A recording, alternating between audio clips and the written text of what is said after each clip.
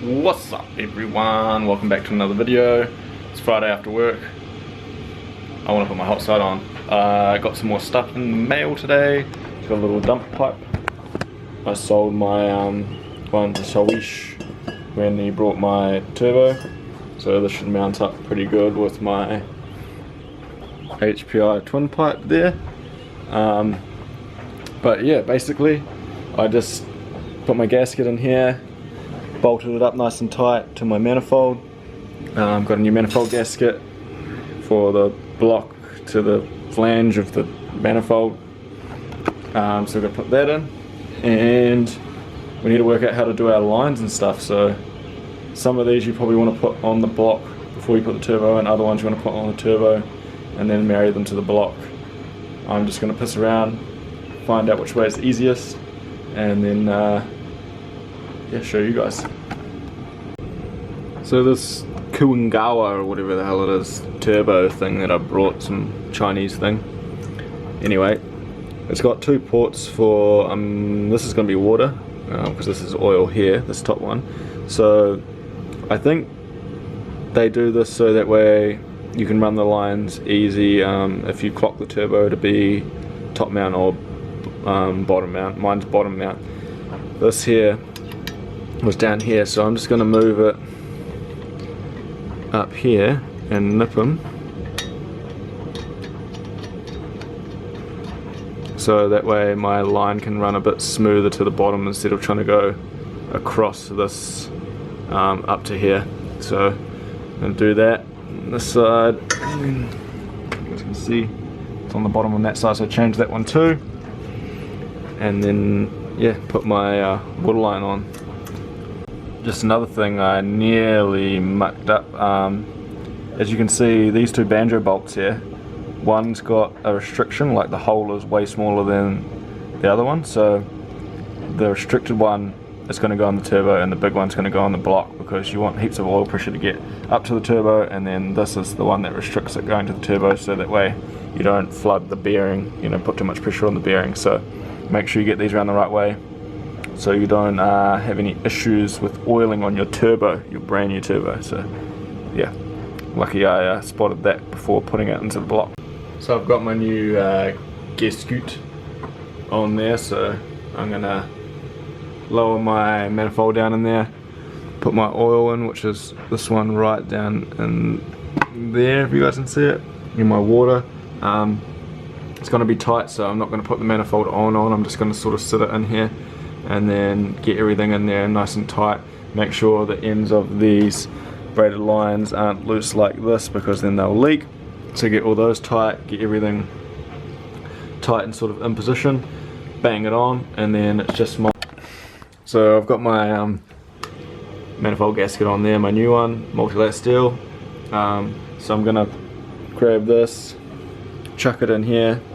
I'm gonna sort of rest it up against the strut tower here, and then put my oil in, which is the little tiny hole just in there at the end of my finger, and then my water, which is this one here.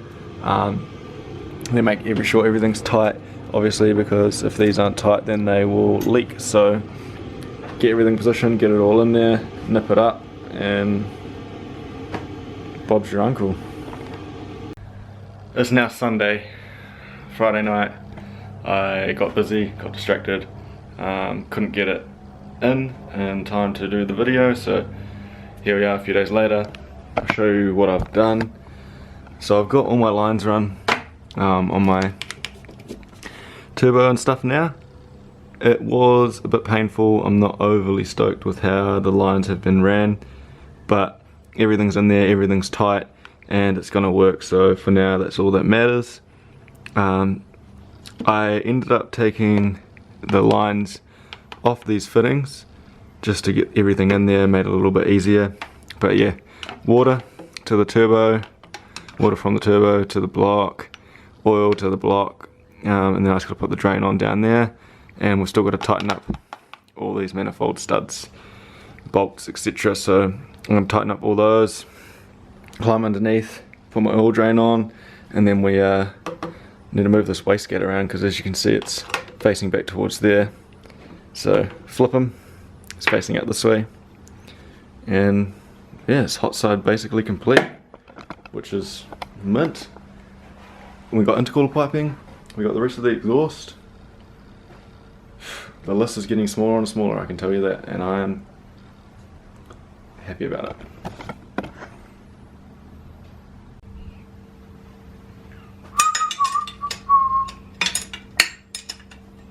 Sometimes doing up these manifold bolts is painful, little movements with a spanner. But as long as everything's tight, there's no leaks, and it doesn't have to come off, it's worth it.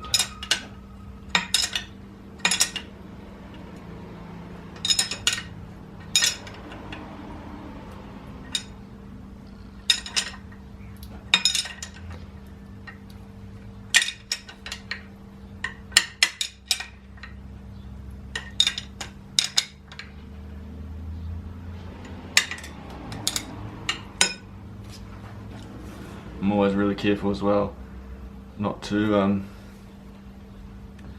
over tighten these, because as you know, it's alloy block, they love to strip out and that's no fun. So it's going to take a time, get them nice and firm, come back through, just give them a little nip up and hope that we don't stretch them or pull them out of the thread.